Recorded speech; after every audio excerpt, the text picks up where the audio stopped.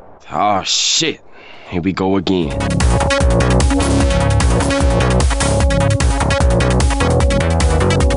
Rockstar's games are known throughout the industry for setting the bar of quality across all of gaming. There's a reason why the term GTA clone exists. Rockstar's games have compelling narratives, open worlds that are filled to the brim with meaningful content, well, most of the time. Come on! This is boring. And overall, just give you a hell of a lot of game for only $60. But what about the gameplay? When it comes to Grand Theft Auto and Red Dead Redemption, well, it's honestly pretty fucking bad, especially in comparison to what the games are actually good at. For the purposes of this video, we're mostly going to be discussing the game's aiming mechanics. For a series of games that's half driving and half shooting guns, having half of that being boring isn't going to look good on your report card. Oh, that's nasty. These systems have bothered me since as far back as Grand Theft Auto 3, but really became the most apparent with Red Dead Redemption as its peers left it behind in the dust. The most perplexing thing about this is that virtually nobody on the internet has even come close to having a meaningful discussion on the topic. Most people in articles just focus on narratives and controversy. The only news article that comes close to talking about this issue is Kotaku's Kirk Hamilton pointing out the inconsistencies between the standard camera perspective and aiming down sights in relation to the center of the screen. So, since nobody else wants to talk about this, I'm prepared to get shit on pretty bad for being critical about baby's favorite video game developer. My biggest gripe with these games is their heavy reliance on their lock-on system for aiming. And let's be clear, we're specifically talking about using a controller for these games. Playing these games on PC, except for Red Dead since Rockstar fucking hates you, helps alleviate this issue, but doesn't get rid of the others. Using a lock-on system back in the PS2 days makes sense, especially since shooters haven't really figured out their shit at that point. But starting with Grand Theft Auto 4 in 2008, there really isn't any excuses going forward. Rockstar games by default use a lock-on system that only asks that the player look in the general direction of enemies, with hitting the left trigger to swing the camera straight to them. I mean, seriously, you're not required to even touch that right analog stick once you're locked on. Left trigger, right trigger, left trigger, right trigger. Rinse and repeat for the entirety of the game. While the system can be welcoming to newcomers of video games, this kind of aiming is beyond brain dead and asks nothing from the player in terms of skill. First, repeat after me. I have no talent. I have no talent. Because of this system, the best strategy is to just hide behind cover, lock on and shoot about 20 times and you beat the mission. You won't even take damage because you're only briefly popping out of cover. There's no risk to this. This is just completely dull and monotonous. That is, unless you want to really spice things up and get crazy by slightly flicking the stick up in order to get headshot. I mean, seriously, how can a game whose entire selling point is its mature content have its gameplay being aimed towards people under the age of 5? You might be thinking, why don't you just turn off the lock-on? Wouldn't this actually create a more immersive experience? Well, you know what?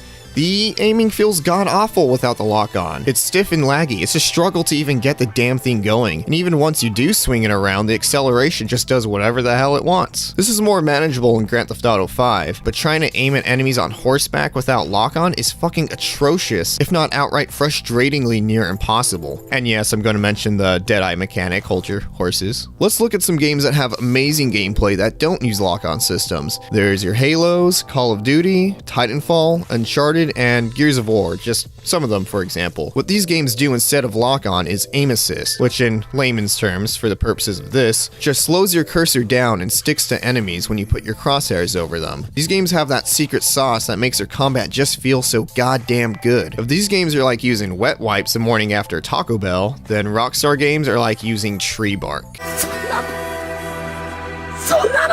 It's honestly mind-baffling how Rockstar games have such a lackluster aiming system, especially when you consider the criminally underappreciated but absolutely phenomenal Max Payne 3 came out in 2012. The aiming and combat felt beautiful in Max Payne 3, with or without the lock-on system. On top of that, it also uses what is still the best use of slow motion mechanics to this day. In order to compare Max Payne's slow motion to GTA 5's special abilities and Red Dead's Deadeye, let's make a sandwich analogy. In the Max Payne sandwich, you've got premium peanut butter, and that already tastes pretty damn good by itself. So what can you do to make it all that much better? You know what? Slap some fucking jelly or slow motion on that bad boy. In the Grand Theft Auto and Red Dead sandwiches, you've got sand instead of peanut butter and expired store brand jelly. If your grandma made you that sandwich, you should probably send her ass to a retirement home. The special abilities and Deadeye honestly are just there as a band-aid to make up for the base gameplay already being so lackluster, and in of themselves, they're actually not that great. In addition to this, the guns themselves all feel the same and don't have any substantial weight behind them. The differences between rifles, LMGs, and some machine guns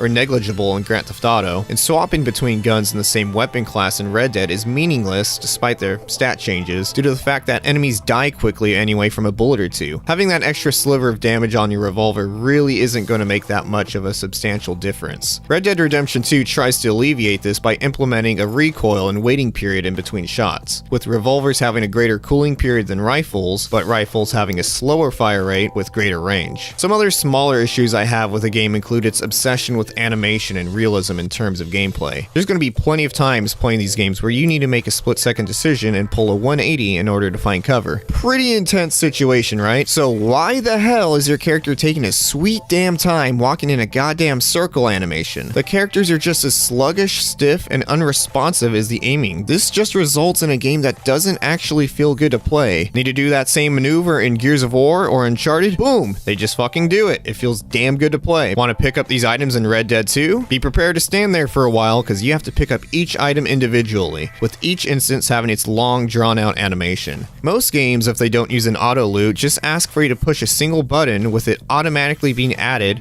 or just having a quick little animation that doesn't rip control away from the player. This issue is even more annoying when you have to loot bodies one by one across a battlefield with these same lengthy animations. The optimal way to play the game is to obviously loot these bodies. They give you resources and money, so why does the game punish you by boring you to death?